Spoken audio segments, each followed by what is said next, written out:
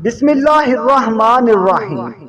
لاکھوں کروڑوں درود پاک اس پاک ہستی پہ جن کی خاطر اللہ پاک نے دونوں جہانوں کو پیدا فرمایا۔ پیارے ناظرین محترم السلام علیکم۔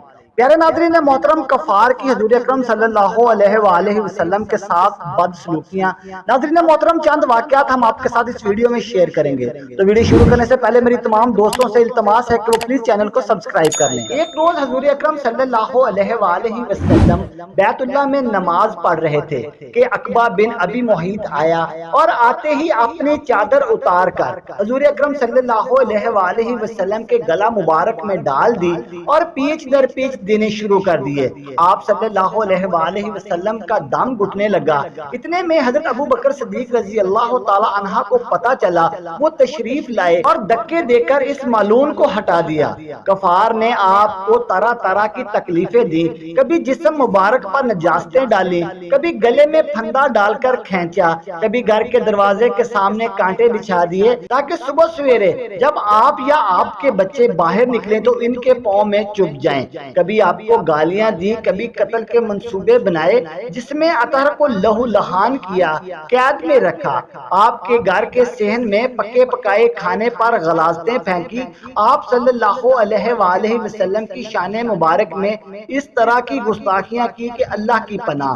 کبھی آپ کو پاگل کہہ کر پکارا، کبھی جادوگر، نعوذ باللہ۔ ابو لہب نے تو ایک مجلس میں یہاں تک کہہ دیا کہ محمد صلی اللہ علیہ وآلہ وسلم تمہارے ہاتھ ٹوٹ جائیں، نعوذ باللہ۔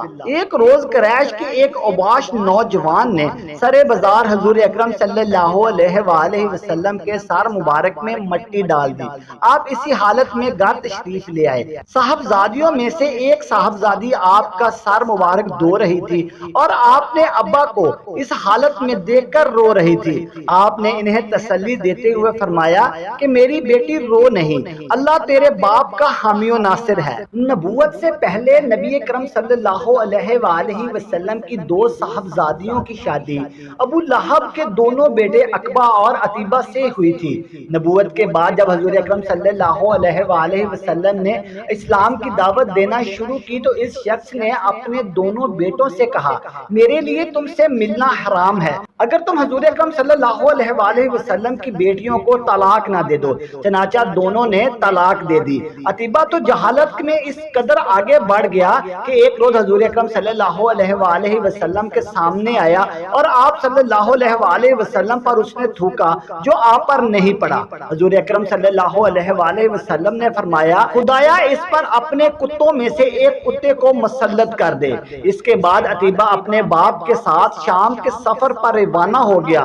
دوران سفر ایک ایسی جگہ قافلے کا پڑاؤ کیا جہاں مقامی لوگوں نے بتایا کہ راتوں رات یہاں درندے آتے ہیں۔ ابو لہب نے اپنے ساتھی اہل قریش سے کہا کہ میرے بیٹے کی حفاظت کا کچھ انتظام کرو کیونکہ مجھے محمد کی بد دعا کا خوف ہے۔ اس پر قافلے والوں نے عتیبہ کے گرد اپنی طرف سے اونٹ بٹھا دیے اور خود سو گئے۔ رات کو شیر آیا اور اونٹوں کے حلقے میں سے گزر کر عتیبہ کو پھاڑ دیا۔ حضور اکرم صلی اللہ علیہ وآلہ وسلم اور ابو جہل کا ایک دلچسپ واقعہ۔ ایک دفعہ عراش کا رہنے والا ایک شخص کچھ اونٹ لے کر مکہ آیا۔ ابو جہل نے اس کے سارے اونٹ خرید لیے۔ جب اس نے قیمت طلب کی تو ابو جہل ٹال مٹول کرنے لگا۔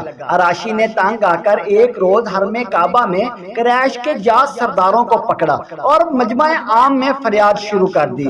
دوسری طرف حرم میں ایک کوشے میں حضور اکرم صلی اللہ علیہ وآلہ وسلم تشریف فرما تھے۔ سرداران قریش نے اس شخص سے کہا، ہم کچھ نہیں کر سکتے، دیکھو وہ شخص جو کونے میں بیٹھا ہے اس سے جا کر کہو، وہ تمہارے پیسے دلوا دیں گے۔ عراشی حضور اکرم صلی اللہ علیہ وآلہ وسلم کی طرف چلا اور قریش کے سرداران آپس میں باتیں کرنے لگے کہ آج لطف آئے گا۔ عراشی نے جا کر حضور اکرم صلی اللہ علیہ وآلہ وسلم سے اپنی شکایات بیان کی۔ حضور اکرم صلی اللہ علیہ وآلہ وسلم اسی وقت کھڑے ہوئے اور اسے ساتھ لے کر ابو جہل کے مکان کی طرف روانہ ہوئے۔ سرداروں نے ان کے پیچھے ایک آدمی لگا دیا کہ جو کچھ بھی ان پر گزرے وہ سیدھی خبر لا کر ان سرداروں کو دے۔ حضور اکرم صلی اللہ علیہ وآلہ وسلم سیدھے ابو جہل کے دروازے پر پہنچے، کنڈی کھٹکھٹائی۔ اس نے پوچھا کون ہے؟